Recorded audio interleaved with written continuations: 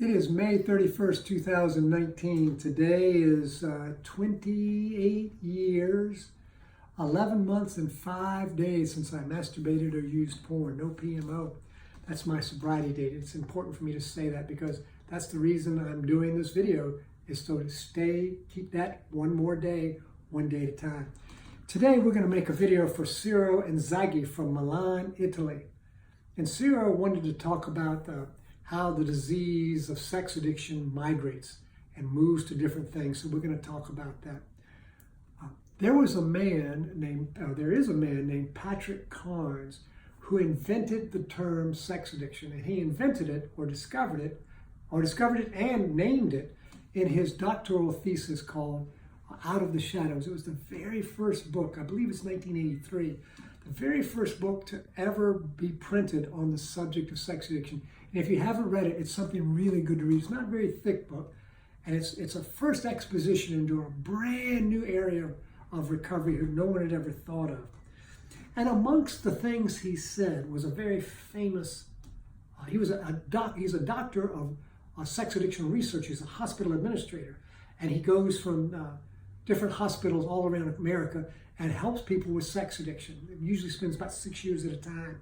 He just came out of Mississippi, which is our poorest state, and the penal system where people are going to prison for sex crimes, and he just finished 6 years there. But one of the things he said that was extremely useful was sex addiction is a disease that migrates. It migrates. And that means, what that means is, or addiction is a disease that migrates, not just sex addiction. If you have one addiction, let's say alcoholism, which was the first addiction discovered on June 10th, 1935, which is 85 years ago. In about 2 weeks, it'll be 84 years. Dr. Bob and Bill Wilson got together and started Alcoholics Anonymous, and that was the beginning of, after millions of years of alcoholics being lost to nothing, there was the first time there was a solution. And from that basis, became 400 programs that have addiction solutions now. But what they discovered was, what they didn't discover was Patrick Carnes that discovered, because these guys started AA in 1935, but in about 1983, actually he started his first program in the 70s, but his book was written in the 80s, and it talked about that once you solve one problem, you move to another.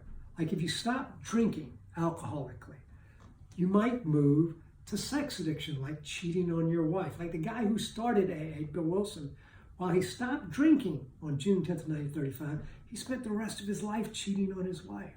So his alcoholism he solved, but he moved to sex addiction. Now, Ciro and I have been talking about, we deal with sex addiction. We don't use PMO, but what has happened is the possibility that we've moved to food addiction and are using quantities or different kinds of food that are not very healthful. And that is the same kind of thing. And even if you solved this food addiction, you might move to under-earning, not making enough money. Or you might move to codependency, where you're a people pleaser or a doormat, or you're controlling. Or you might move to ACA, where you feel like a victim and you can't take care of yourself, and you can't set boundaries, and you can't announce limits, and you can't meet your needs or be in touch with your feelings. You know, or if that doesn't work, you may be, there's a whole host of addictions you can go to. Love addiction, where you're just involved with somebody and with love and have no sex there at all, could be, but you're just obsessed with somebody else. So the addiction migrates from one to another. And so the question is, what do we do about that migration? Well, there was another man about the same time Patrick Carnes was working in the late 80s, and his name was John Bradshaw. And what he says, if you don't do the inner work, he specifically said inner child, if you don't do the inner work, you just move from one addiction to the other. So one of the solutions we have at Act with Courage, and if you want to find out what our solutions are, you can go to one of our websites, which on Facebook, called NoFap Success, and there's a series of 7 videos talking about a cure, a possible cure. And I'm not saying there's a cure, but if there was, this explains possibilities of what it might look like. One of the things you have to do is you have to do the inner work, because just stopping the porn won't do it. Because then you move to something else. Because the reason is because you feel bad about yourself. You feel shame, or you feel like you're no good or you'll never amount to anything, or you're a failure or a loser, or you beat yourself up, or you have no mercy or no forgiveness or no kindness or too serious or things like that. And there's got to be a relationship with yourself. John Bradshaw used a wonderful model. It's kind of out of style and out of date now, but it's called inner child. And it's an intra, not interpersonal relation. Interpersonal is between two different people. Intra, I-N-T-R-A, is between yourself and yourself. And he said there was a child part of you, like, say, a 5-year-old part of you. There's an adolescent part of you, say, a 17-year-old part of you.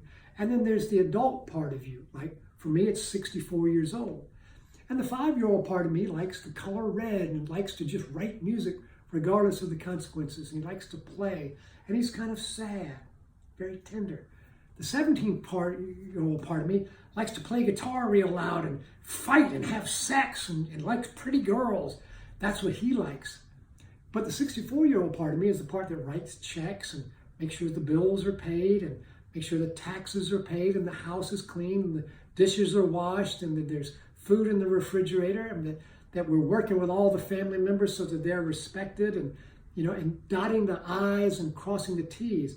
And so what you do is you have the adult part of you, the adolescent part, and the child part of you, and you have them communicate.